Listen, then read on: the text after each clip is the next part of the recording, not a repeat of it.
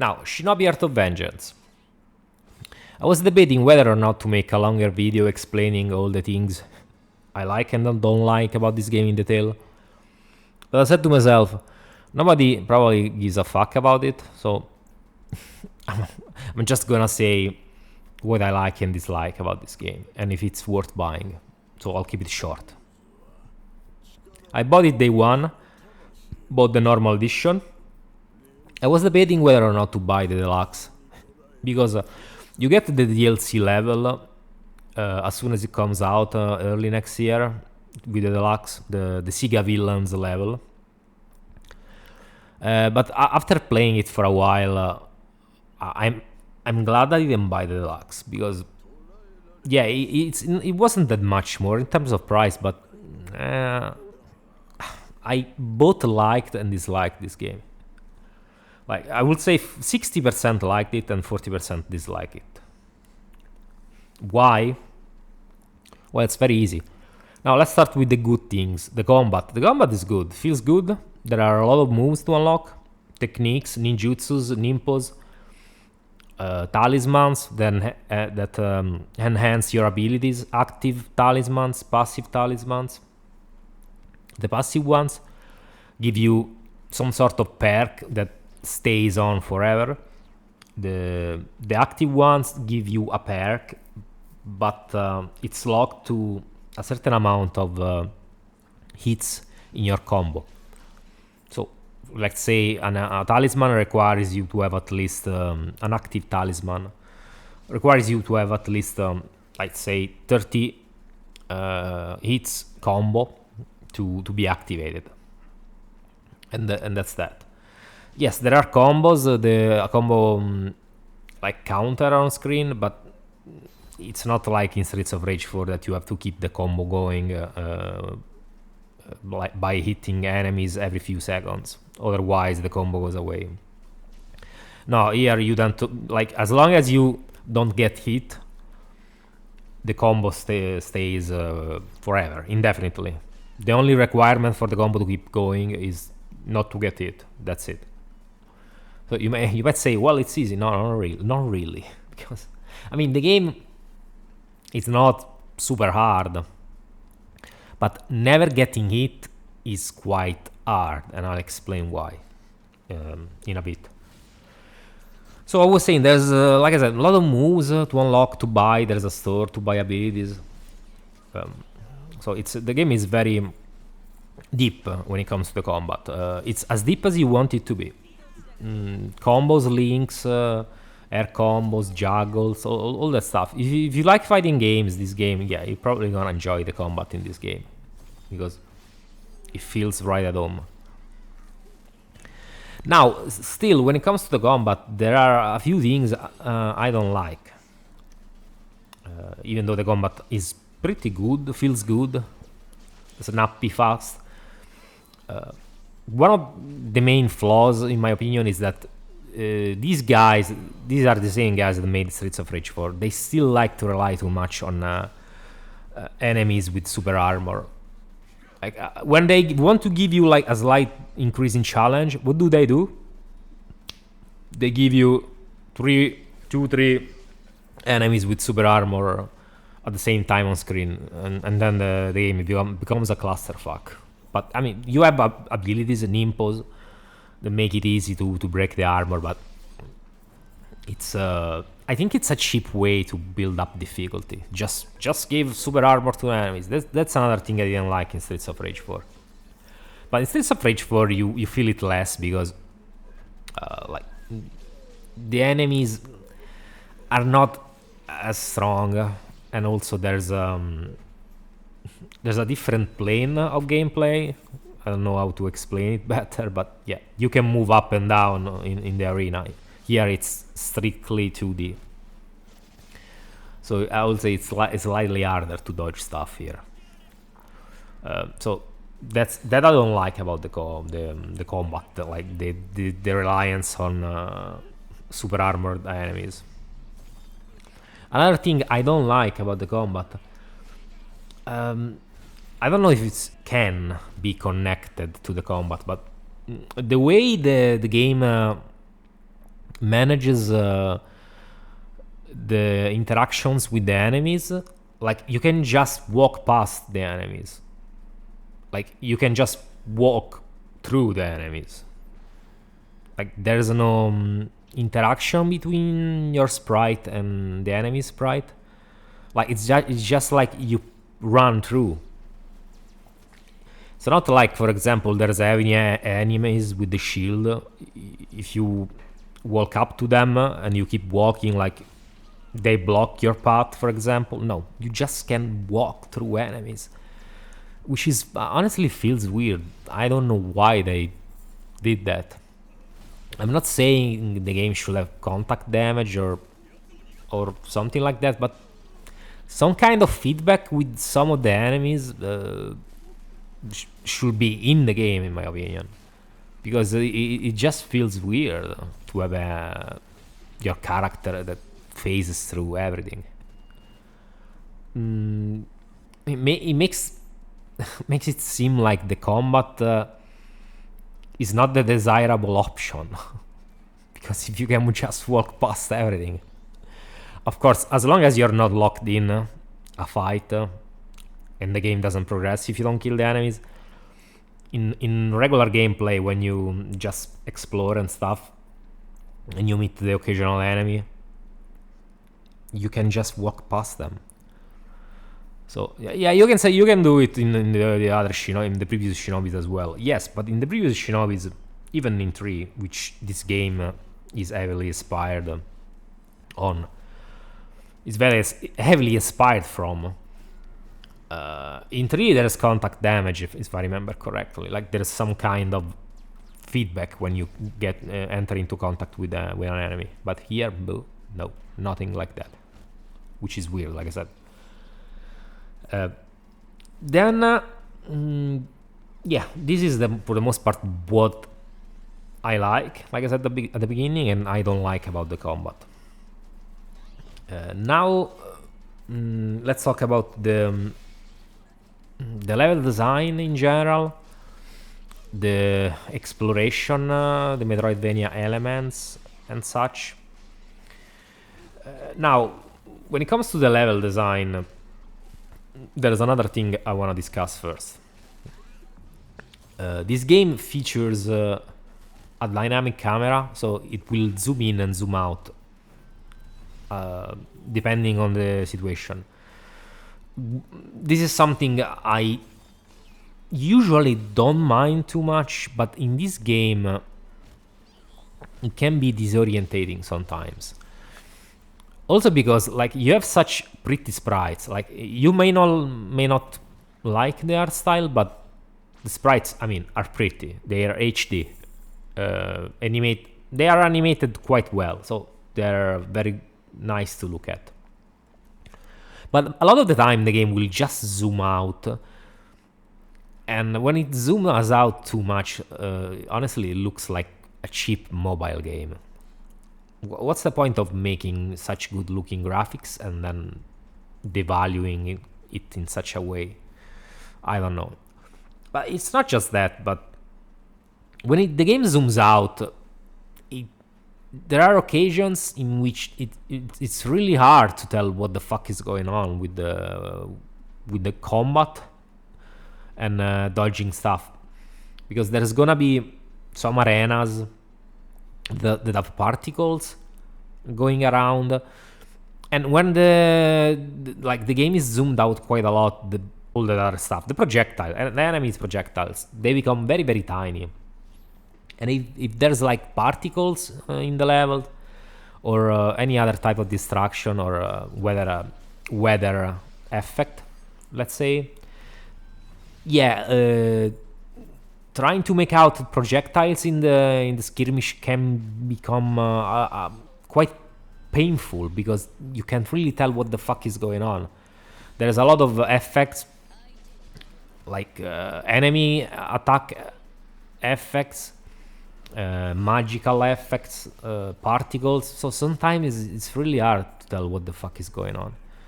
And yeah, this is something I had already sort of predicted, let's say, by watching the the first videos about the game, the first introductions about the game, I already said this game has too much visual noise for my taste. And in fact, it's that a lot of the time there's too much stuff on screen. The devs were too concerned with making the game look pretty other than making it readable, like making you able to actually see what the fuck is going on. And I think that's another big flaw. Two big flaws, because like I said, the game looks very cheap when it's zoomed out, and plus there's not much visual clarity. So yeah, it's not ideal, because it makes some sessions, some fights quite annoying to deal with, because you really don't feel in control. It feels like things are random at times, because you can't really see, you can make out what's going on very well. Now, for the last flaw, let's say, because yeah, I've been talking about flaws, but like I said, there are quite a few things I don't like. The platforming I don't like in this game, because it has the indie type platformer approach. I think it's like Super Meat Boy. It's the same philosophy in terms of platforming. If you fuck up a jump, the game brings you back, I think. I haven't played Super Meat Boy in a long time, but if I remember correctly, that's how it worked in that game as well.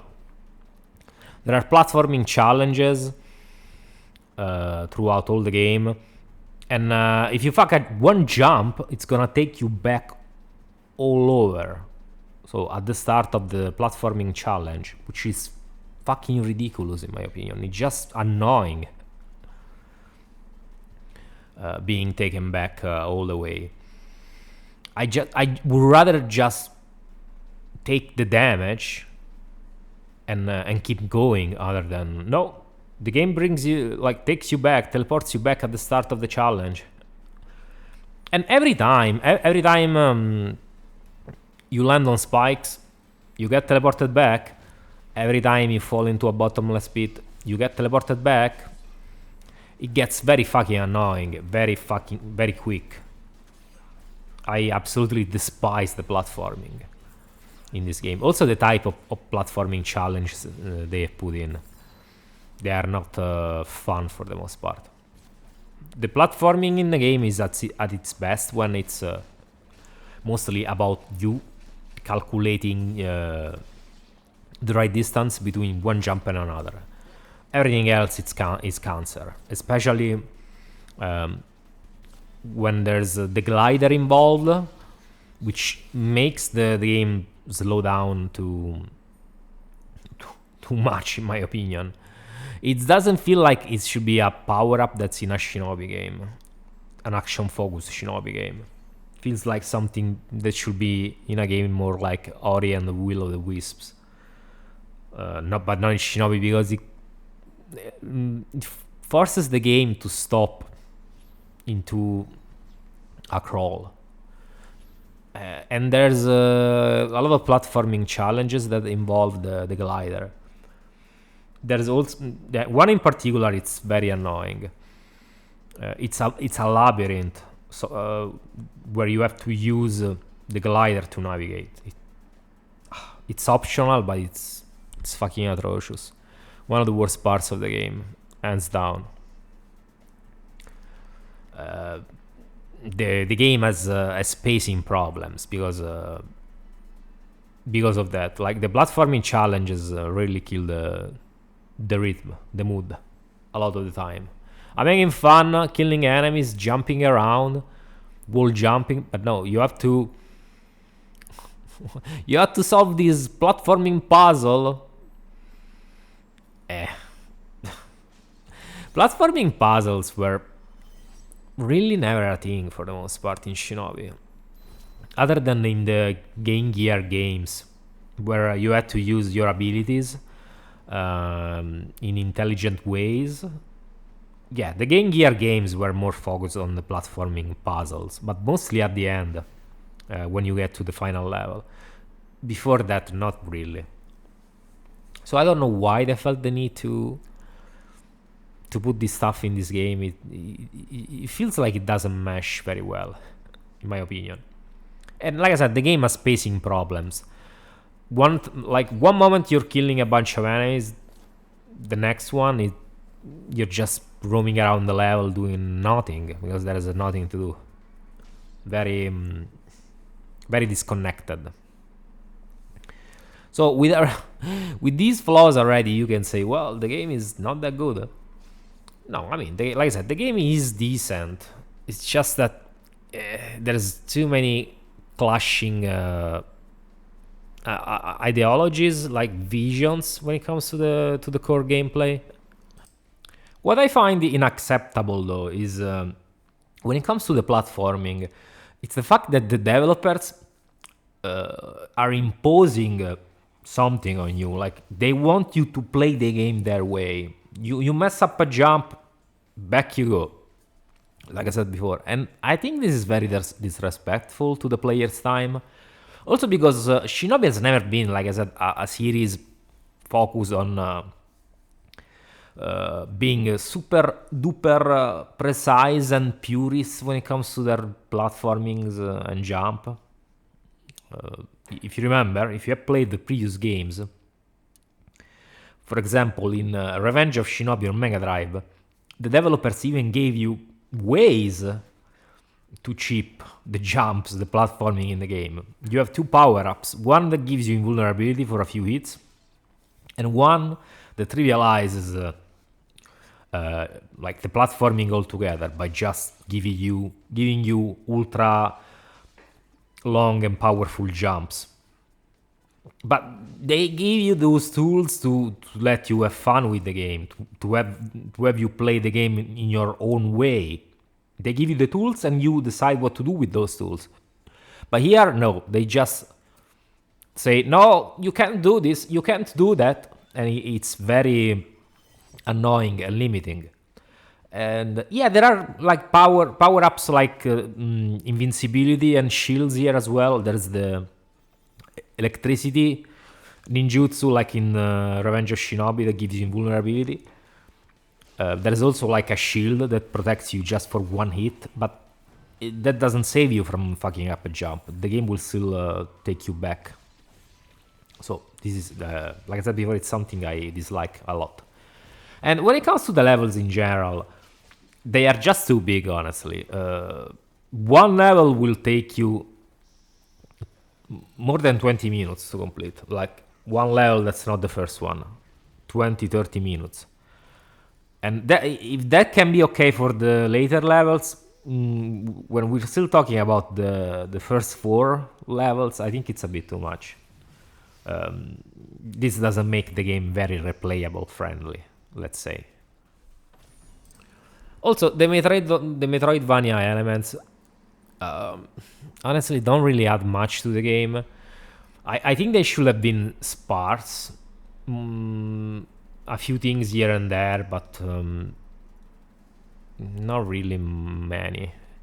While instead every level has 5 Oboro medals, relics, sorry. And with the relics you buy stuff in the store, so you're incentivized to find all of them.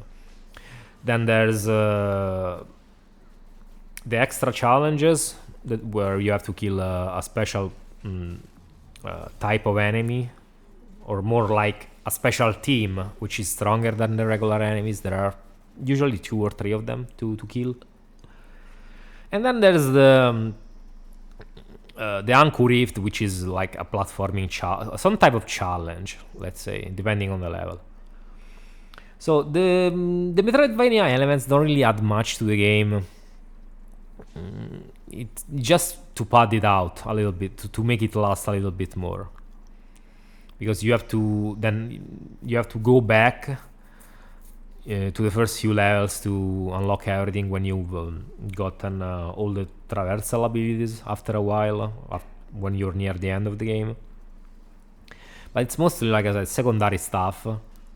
It's not like you're gonna find something super interesting going back and exploring extra areas. The only other game in the series that does this stuff is, like I said, the Game Gear games, but the Game Gear games at very small levels. So going back to like finding some extra stuff, like there were two items to find in the Game Gear games, even if you got all the abilities. It was very inconsequential, let's say, other than in the second game. In the second game you have to find also all the crystals, so in that one no, but in the first one everything was optional. So yeah, the series had never really been known for this kind of stuff, but they felt the need to put it in. Like I said, I think they should have put it in, but very far and few in between, because otherwise the pace is gonna suffer, and it does. There's fast travel at least, so you can move from one checkpoint to the next. But I think it's not very organic. The exploration with the combat and the platforming, it's not very. Doesn't feel like very connected between each other. It feels like a different team worked on one aspect, and another team worked on another aspect. It's an odd game, honestly. And now for the last few nitpicks. Last two things I didn't like much, but honestly these are kind of minor things. So one is the character design in general. Like I said before, I don't like this type of art style, but not just that. Some design choices when it comes to the aesthetics of the enemies are just weird. Like there are goblins in this game as enemies, like the type of goblin that you will expect to see in Ghosts and Goblins, or Ghouls and Ghosts, or either that one or the other, are in this game, which is weird, honestly. They clash with the other enemies quite strongly, and also a couple other enemies, they really don't mesh well in my opinion. And but at least I have to say that I like the design of the main enemy. He kind of reminds me of a mix of Dracula from Castlevania and Liquid Snake from Metal Gear Solid 1. It's an interesting type of enemy. Also his English voice really reminds me of Liquid Snake. But still, in terms of characters, I think they really didn't do justice to Joe's characterization, Joe Musashi, the protagonist, because he never says anything. He can only grunt. He doesn't. He pretty much never speaks except for one word at the end, and I think it's very disappointing and cheap to devalue his character like that. Because we know ninjas don't talk much, but honestly, this is just ridiculous. Give him some type of characterization other than being pissed off. So, I think I served everything. Should you buy it? I don't know. If you like this type of game, yeah, sure. But no more than $20. No more than $20, absolutely. If you don't like the things I've mentioned that I didn't enjoy, yeah, wait for a discount. Because I don't think this game is gonna stay very pricey for long, but we'll see. So, am I disappointed? Yes, overall I'm disappointed. The combat is fun, very fun, but everything else, not so much. The level design is okay, but like I said, the platforming challenges kill the mood, kill the pace too much for my taste. So, like I said, it's up to you. I don't think you should spend more than $20 for this one. So let me know your thoughts, guys. Hope you enjoyed the video. I hope it was helpful to make you decide whether or not to purchase the game. And I'll catch you in the next one. Bye bye.